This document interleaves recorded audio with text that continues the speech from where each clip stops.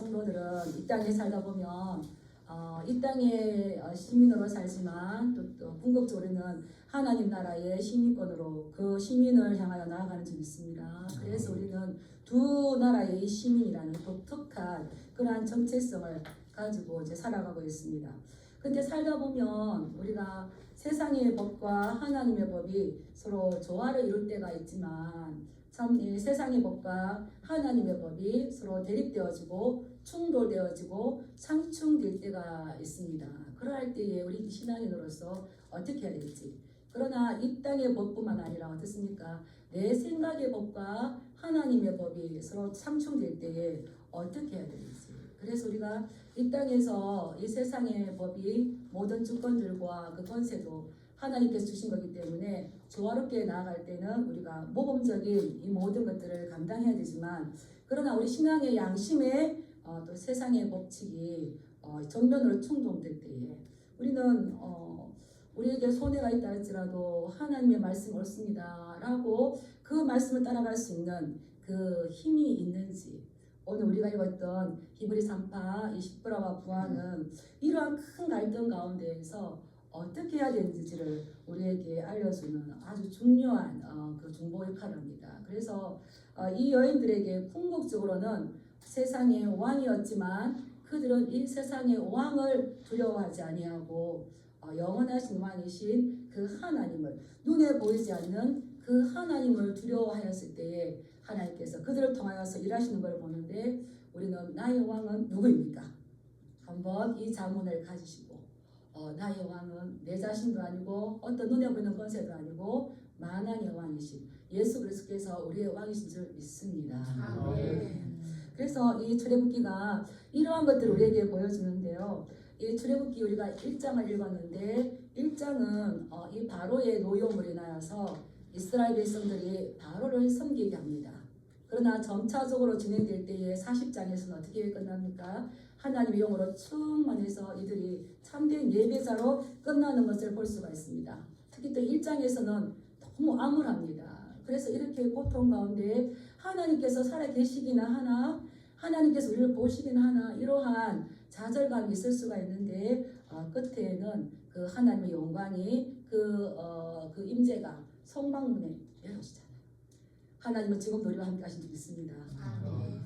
높고 높은 보좌 위에 계시는 것이 아니라 낮고 나은 전 우리에게 육신이 말씀 육신이 되어서 우리 가운데 장막을 치시고 우리와 함께 하시고 우리 함께 나는 너 안에 너는 내 안에 함께 사시는 줄 믿습니다. 이걸 안다면 어떤 세상의 어떤 선택 가운데에 우리가 어떻게 해야 되는지 그 기준이 분명하죠. 창세기와 출애굽기 사이에 약 400년의 이 시간의 공백이 있습니다. 그 사이에 이스라엘 백성들은 굉장히 많이 생육하고 번성하고 불어나고 땅에 충만하게 됩니다. 우리 출애굽기 1장 1절 한번 읽어볼까요? 시작. 야곱과 함께 각각 자기 만족을 데리고 애굽에 이른 이스라엘 아들들의 이름은 이러하니. 이제 요셉이 먼저 생명을 구원하려고 정말 여러 가지 어려움도 있었지만 하나님께서 그를 애굽의 총리가 되게 하고 만민의 생명을 구하는 데까지 갔는데, 그때에 야곱이 아들들을 데리고 갑니다. 그 가나안 땅에서 애굽까지 총 몇 명이 내려갔을까요? 우리 5절 말씀 한번 읽어볼까요? 시작. 야곱의 편에서 나온 사람이 모두 70이요 요셉은 애굽에 있었더라. 요셉의 가족과 내려간 70명 다 합하면 하나님께서 너를 모든 민족 가운데 무수히 많게 하리라 이 말씀 이룰 때에 지금 12아들이 지금 74명의 그 자손을 데리고 이 땅에 내려갔습니다. 근데 하나님께서 생육하고 번성하고 불어나고 이게 강하여지게 계속적으로 그렇게 이제 했었어요. 그러니까 이 숫자가 늘어나는 거죠. 이번에 명절에 손주들을 보셨습니까? 못 보신 분들 계시죠? 제가 조카들을 봤는데 저희 전하여 권사의 시어머니 제가 가만 세워봤어요. 시어머니 아들들에서 이제 손주가 나오고 손주에서 정손주가 나오니까 이제 태어날 저희 아들의 아이까지 치니까 할머니 한 분에서 29명 나오더라고요. 그래서 조카들을 오랜만에 보니까 얼굴이 달라졌어요. 생육하고 번성하고 낳고 자라고 강해가지고 애들이 많이 컸어요. 그래서 또 보니까 어머, 내가 길을 가다가 이 애들 보면 우리 조카인지를 모르겠네. 생육하고 번성하고 불어나고 강하여지고 그렇게 자꾸 애를 오랜만에 여기 있는 아이들도 오랜만에 이렇게 보면 얼굴이 달라졌어요. 그렇게 지나고 나면 누워있던 애가 걸어다니고, 예, 소년이 되고 청년이 되고 이런 이들이 급격하게 일어나면서 급기야는 이 이스라엘의 그 74명의 이 후손들이 온 땅에 가득하여졌습니다. 누구의 은혜일까요? 내가 잘하고 아니죠. 이것은 창세기 1장 28절 또 창세기 9장 1절에 하나님께서 복을 주셔서 생육하고 번성하여 땅에 충만하라 하셨던 그 하나님의 복의 명령이 애굽 땅에 들어와서 성취된 줄 믿습니다.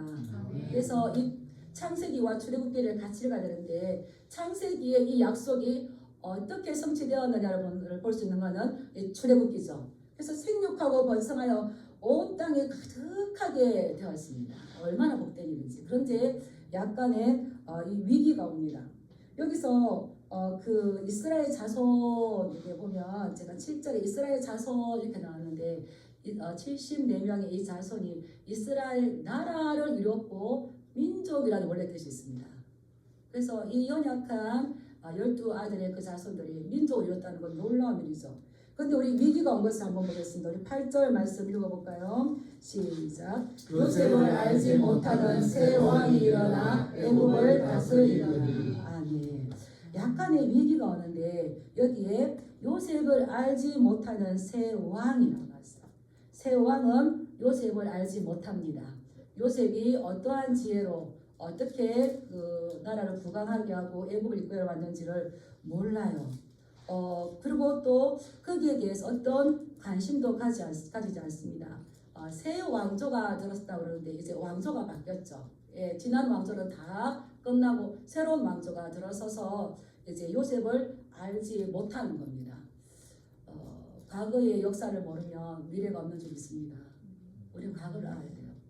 역사를 알아야 돼요. 그래야 그 역사의 어려움들이 반복되지 않는데 그게 대표적으로 이 애국 왕이 이걸 이제 우리가 가르쳐 주는 거죠. 그래서 이 출애굽기는 지속적으로 아주 중요한 개념이 나오는데 한번 따라해 보실까요? 아는 것과 모르는 것, 모르는 것과 아는 것.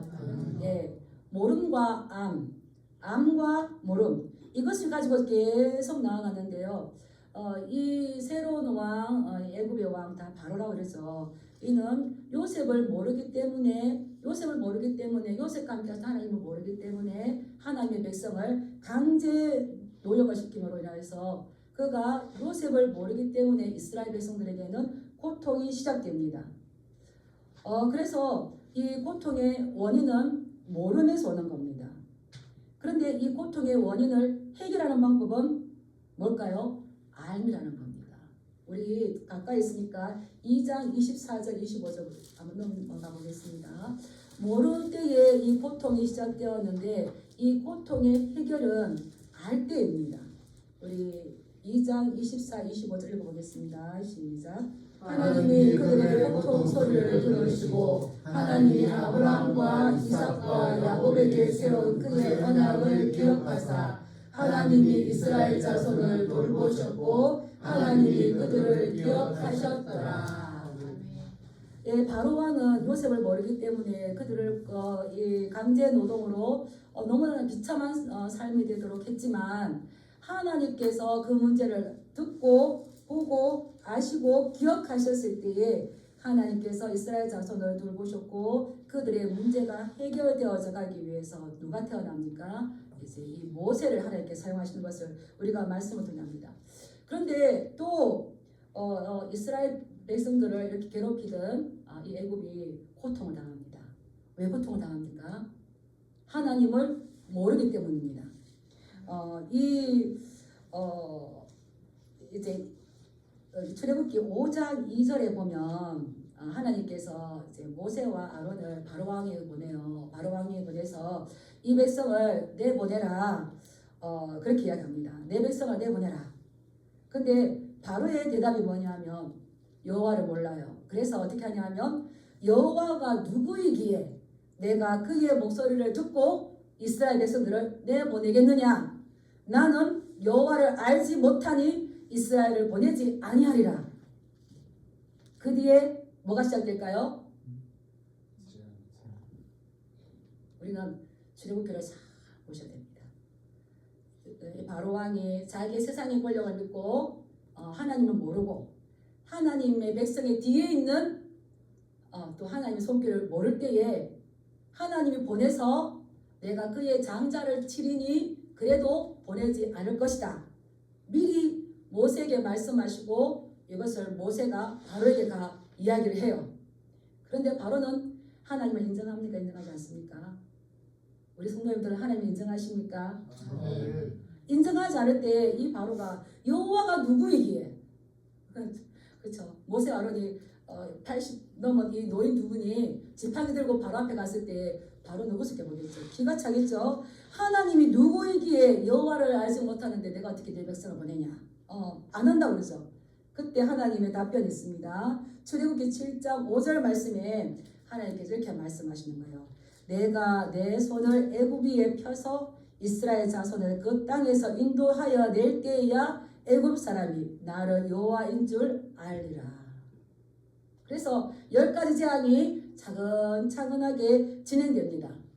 하나님을 알 때에 문제가 해결되지만 하나님을 모를 때에 고통은 시작되는 점 있습니다.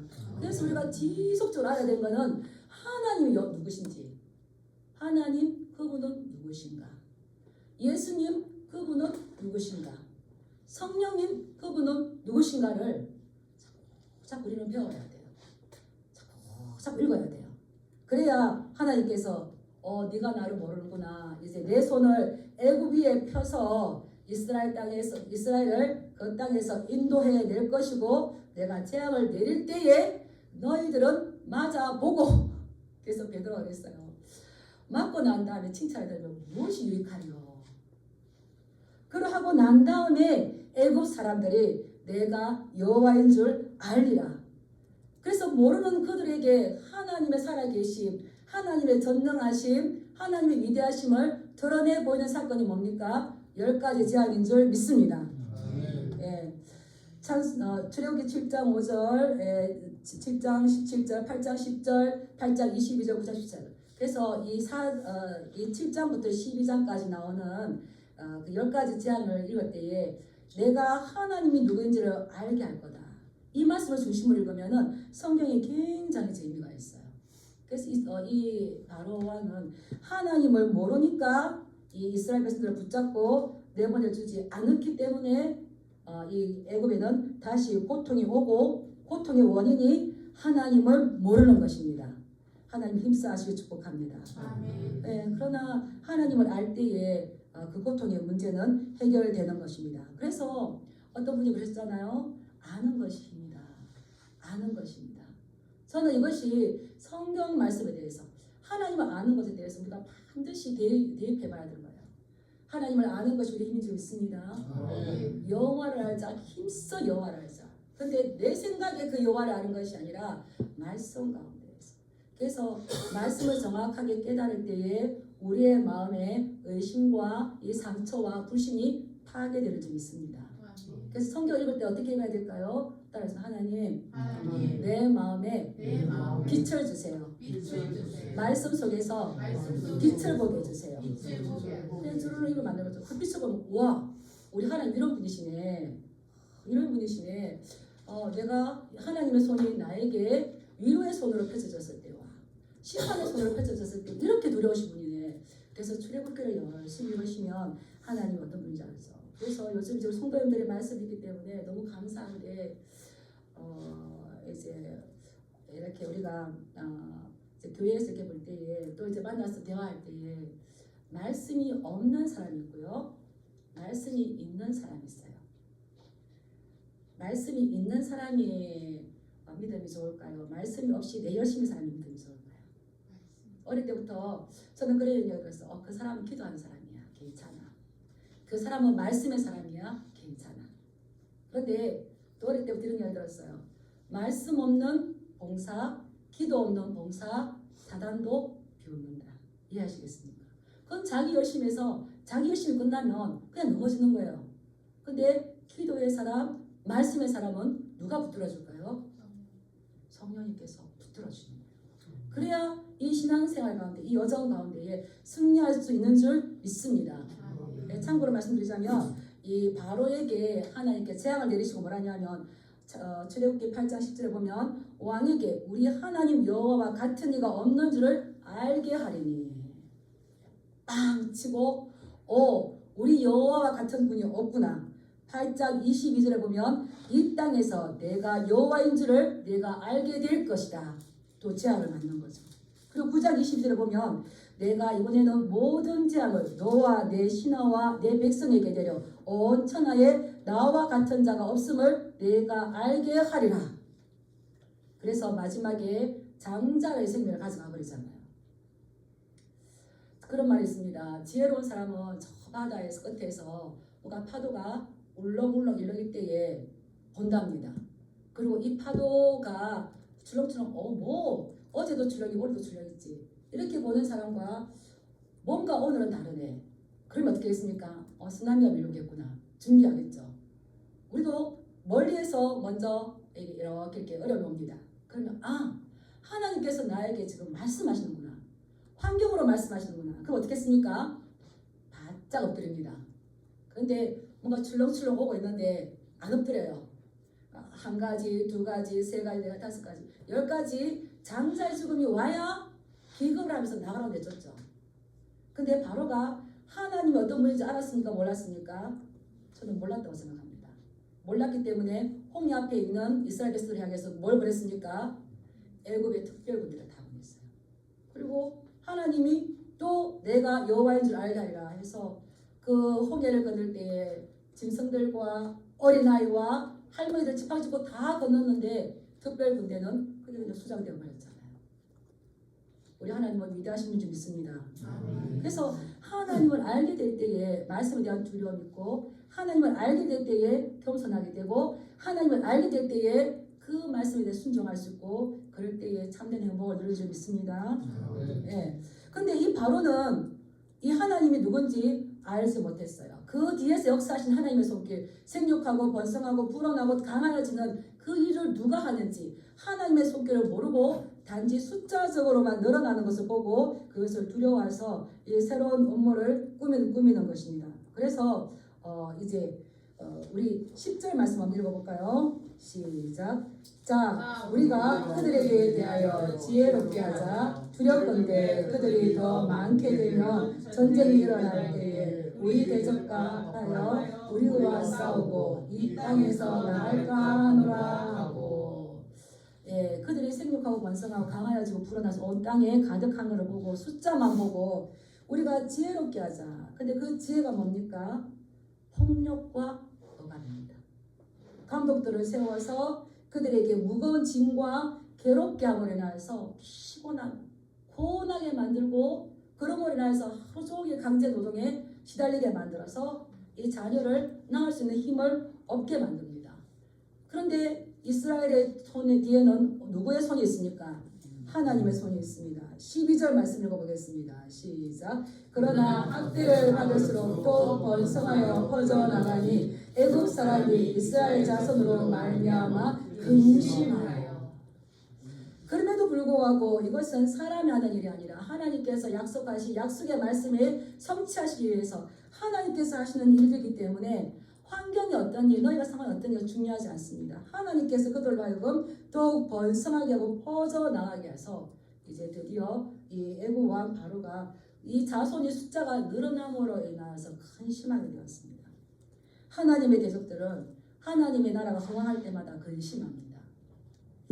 그 비슷한 말씀이 민수기 22장 3절에 나오거든요. 이스라엘 백성들이 애굽 가나안 땅을 향하여서 이제 광야를 갈 때에 모압 가까이 오게 되었어요. 그때에 모압 왕 발락이 어떻게 합니까? 이 백성의 숫자가 너무 많기 때문에 이제 지금까지 소가 풀을 뜯어 먹듯이 이웃 나라들을 다 잡아먹었는데 그 다음 차례는 누구다? 나를 기다리니까 무서운 거예요. 무서운 거. 그래서 번민하다가 말하지도 않은 것을 실행을 합니다. 발락 선지자를 불러서 저주하라 그러잖아요. 그런데 하나님께서는 모세에게 이 모압 땅을 점령하지 말라 그랬어요. 신명기 2장 9절의 말씀을 보면 너희는 모압을 괴롭히지 말라. 그들과 싸우지도 말라. 내가 그 땅을 너희에게 기업으로 주지 아니하리니 이는 내가 그 땅을 롯에게 기업으로 주었습니다.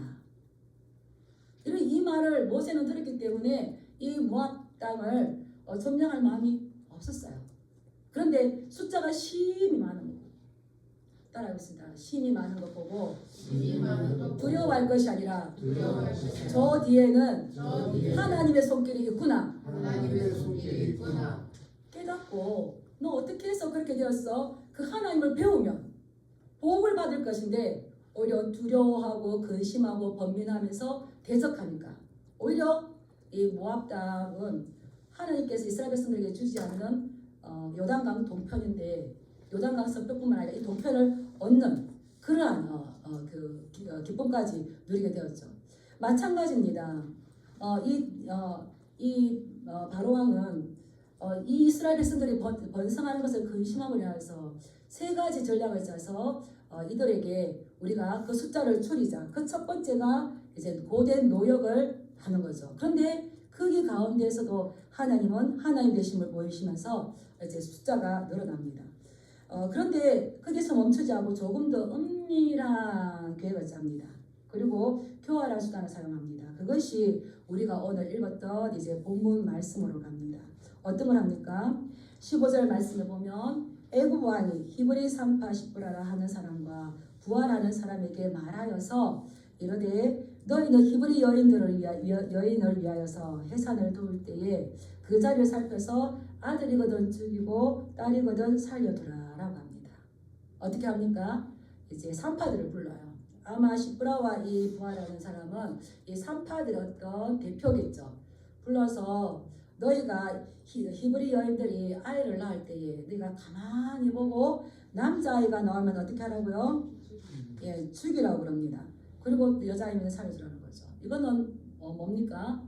예, 신생아 살해하는 거. 예, 아이가 태어나자마자 갓 태어난 그 아이를 어떻게 하라는 겁니까?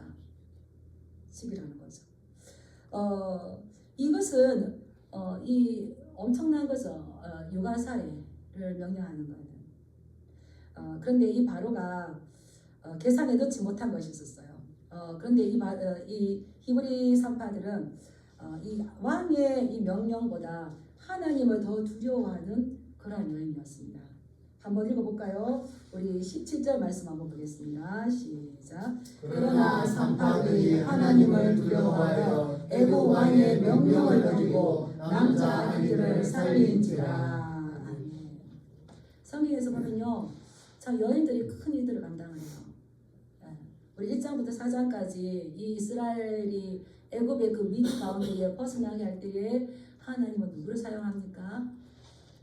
연약한 여인을 사용해요. 예, 십부라와 부하 뒤에 2장에는 누구를 사용합니까? 요게벳과 미리암과 바로 공수. 그래서 하나님께서 그 연약한 자들을 사용하셔서 그 강한 자들의 그런 일들을 막으시죠. 그래서 이 십부라와 부하 이 산파들에게는 왕의 명령을 지켜야 하는 아주 큰 위기가 옵니다. 살아있는 왕을 따라야 될지 또 그들이 섬기고 있는 하나님을 두려워하고 하나님을 경외하는데 실제적으로 현실 앞에서 나에게 위태로움이 오는 그 왕의 명령을 따를 것인지 눈에 보이지 않는 하나님의 법을 따라야 할지 이 갈등이 시작되었죠. 그리고 이것을 감수할 때에는 자신들의 생명을 또 담보로 내놔야 됩니다. 고대 사회에서 이 왕의 명령은 곧 신의 명령이었고요. 국법입니다. 그렇다면 이 연약한 두 여인이 왕의 명령을 이겨낼 수 있기에는 너무나 힘이 부족하죠. 그리고 왕의 명령을 어겼다면 그들에게 기다리고 있는 건 뭐겠습니까? 감히 짐은 왕이로다.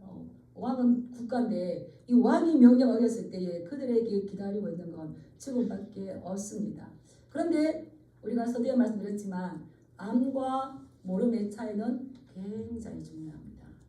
이 여인들은 요셉을 땅에 보내고 이스라엘 백성들 74명이 들어와서 생육하고 번성하고 강할 때에 그들은 하나님이 누군지를 알았어요.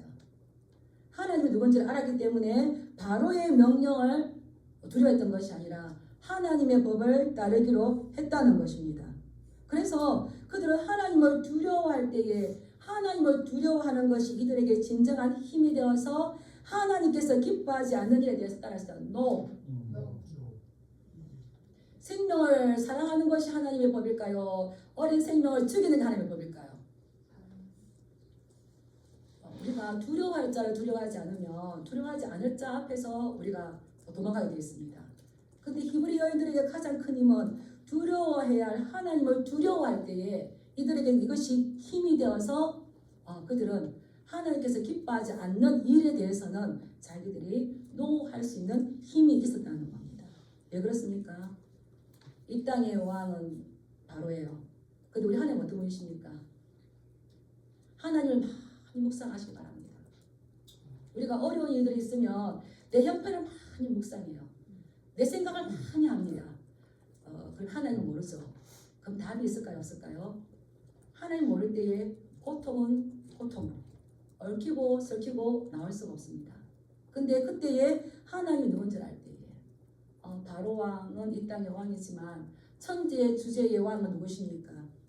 하나님. 생명을 주신 분은 누구십니까? 하나님.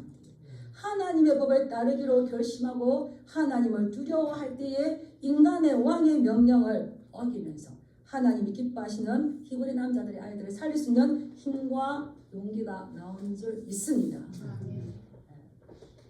이게 이제 그리스도인의 그 신앙이죠. 모진고나 핍박이 와도 우리 믿음 더욱 견고해. 그래서 고난과 핍박이 올 때에 무너지는 것이 아니라 기독교는 어떻습니까? 거기에 오히려 맞서서 우리의 믿음이 더욱더 견고해져서 내가 누구의 말과 누구의 명령을 따를지 기준이 분명하게 세워지는 거죠.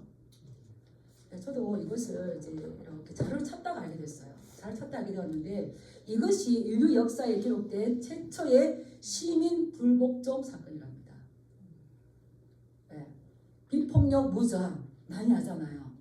왕의 명령임에도 불구하고 그것이 하나님의 법과 대치되었을 때에 이것을 불복종할 수 있는 힘이 있다는 거죠.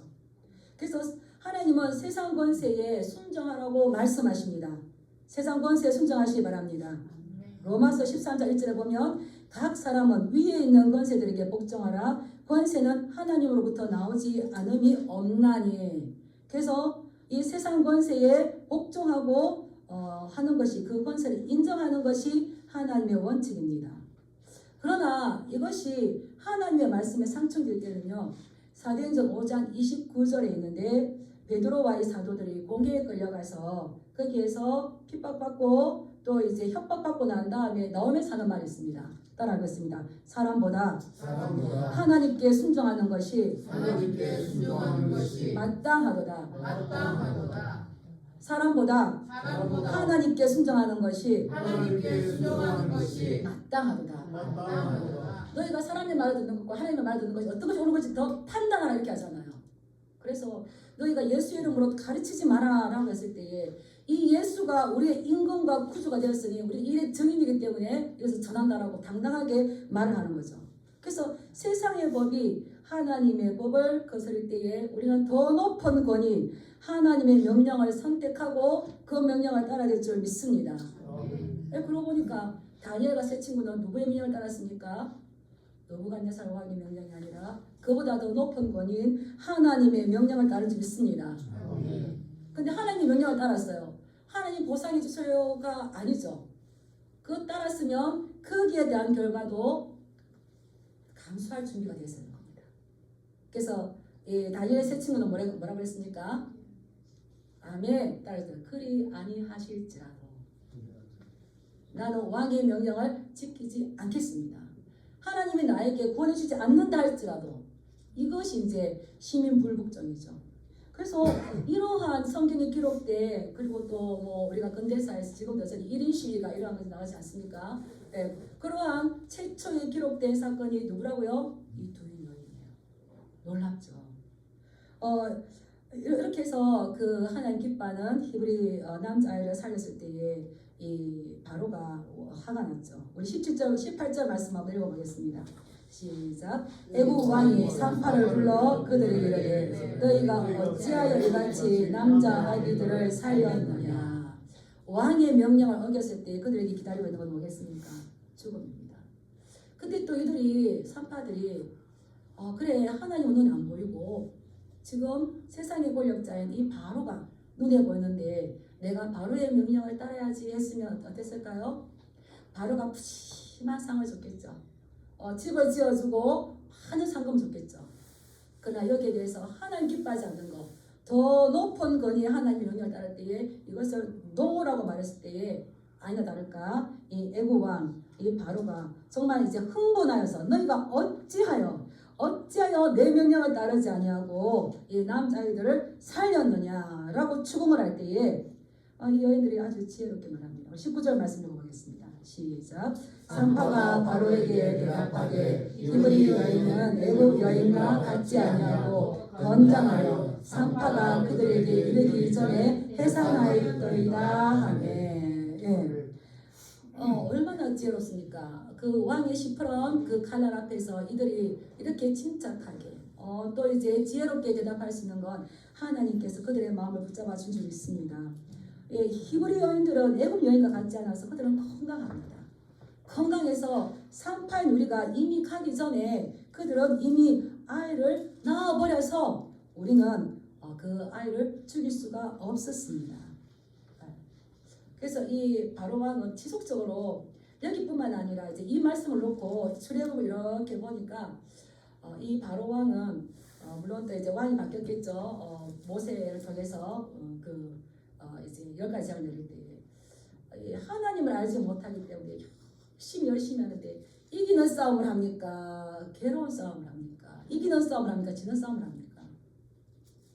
네, 정말 어리석죠. 그런데 깨닫지 못하고 계속적으로 앞에서 백성들이 힘들어짐에도 불구하고 자기의 것을 못 내려놓습니다. 근데 이 히브리 여인도 어떻습니까? 하나님을 알기 때문에 목숨의 위험 앞에서 무엇을 선택합니까? 따라하겠습니다. 하나님께서 기뻐하는 것을 선택한다. 그래서 가만히 보면요, 이 애국 왕은 남자들 히브리 백성들이 늘어나는 것을 무서워했어요. 근데 정작 놓친 건 뭡니까? 그가 남자 사내 아이들을 두려워했지만 여인들을 두려워했어야 됐었어요. 네, 여인들에게 진 줄 믿습니다. 그 여인들의 힘은 어디서 나왔다고요? 하나님을 경외하고 하나님을 두려워하고.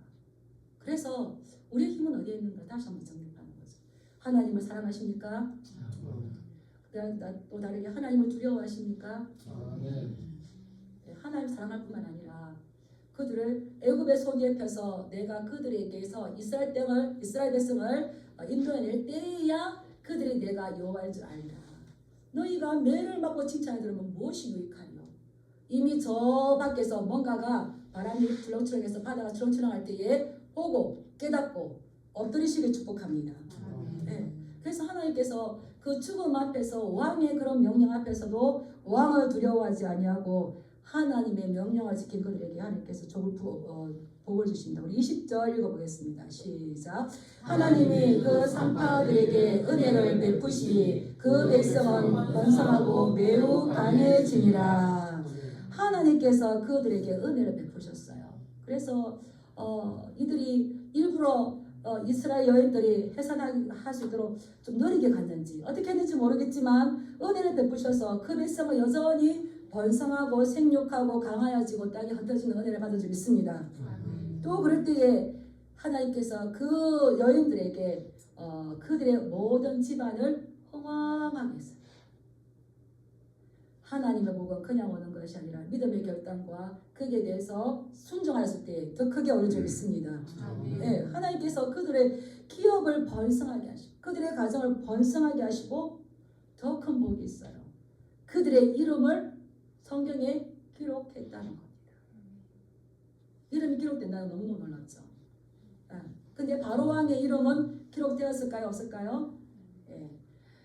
역사에서 람세스 2세다라기도 하고 하는데 이것은 성경에 기록되지 않기 때문에 우리가 그 이름을 아는 건 크게 별 의미가 없죠. 근데 시브라와 부하라는 이 연약한 여인의 이름이 기록되어서 계속 우리에게 그 믿음이 너는 이러한 가운데에 어떤 것을 선택할래? 우리에게 기준을 주는 거죠. 시브라라는 이름의 뜻은 아름답다, 밝다, 빛나다. 우리도 주님 앞에서 아름다워지기 축복합니다. 빛나는 삶을 사실 축복합니다. 이 부하라는 이름은 향기로운 꽃이다. 우리는 그리스도의 향기가 되어야 될 줄 믿습니다. 그래서 이 결국은 이 바로왕 이긴 것이 아니라 이 여인들이 예수님을 섬김으로 하나님을 섬김으로 인해서 승리하게 되는 거죠. 그래서 이 이 출애굽기의 오늘까지 지금 여기까지의 이 주제가 뭐냐면 이 여인들에게 너의 참된 왕은 누구냐 묻는 겁니다. 근데 요한계시록의 주제가 이렇게 비슷했어요. 요한계시록의 주제가 뭡니까? 너의 참된 왕은 누구냐? 눈에 보이는 도미티안 황제가 너의 황제냐? 그에게 비록 괴로움을 당한다 할지라도 영원한 우리의 생명을 주시는 하나님이 너의 왕이냐? 이렇게 우리에게 묻는 거죠. 예수님께서도 말씀하셨어요. 우리의 진정한 왕이 누구냐고. 마태복음 10장 28절에 보면 몸은 죽여도 영혼은 능히 죽이지 못하는 자들을 두려워하지 말고 오직 몸과 영혼을 능히 지옥에 멸할 수 있는 이를 두려워하라. 세상의 어떤 모습들에 타협하지 마시기 축복합니다. 그러려면 뭐가 서 있을까요? 말씀의 기준이 서 있어야 하는 겁니다.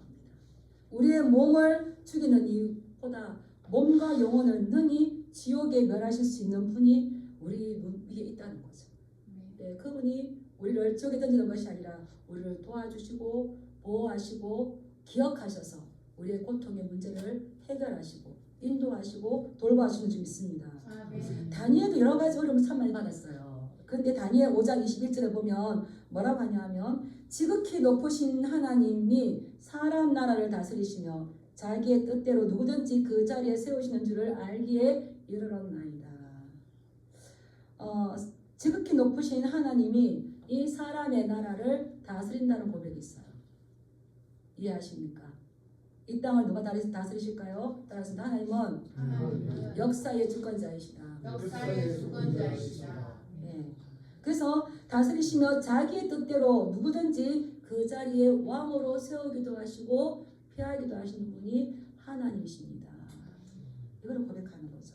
그래서 우리가 하나님의 명령과 하나님의 법과 세상의 명령과 세상의 법이 대처되었을 때에 우리는 하나님을 두려워하고 그 명령에 따라가듯이 다르게 말하면 나의 생각과 내 판단과 내 계획과 하나님의 말씀과 서로 상충될 때에 어떻게 될까요? 어떻게 하길 원하십니까? 따라했습니다. 내 생각을 내려놓고 내 계획을 내려놓고 하나님의 말씀을 붙잡을 때에 하나님께서 우리의 삶을 지속적으로 인도해 주신다. 이 말씀인 거죠. 그래서 우리는 이 출애굽기 1장 우리가 읽었던 이 본문 말씀을 통해서 그냥 그 여인들이 살렸대라가 아니라 말씀을 이렇게 보니까 그에게 진정한 왕은 누구인가? 계속적으로 성경은 너의 진정한 왕은 누구인가? 요한계시록까지 오늘날 우리에게도 너의 진정한 왕은 누구인가 물을 때에 늘 주님의 말씀을 기억하고 또 주님의 말씀을 주야로 묵상하여서 그 하나님과 함께 걷고 그 하나님의 기쁨과 그 하나님의 동행을 복을 누리시길 주님의 이름으로 축복합니다. 기도하겠습니다. 주님께서 우리에게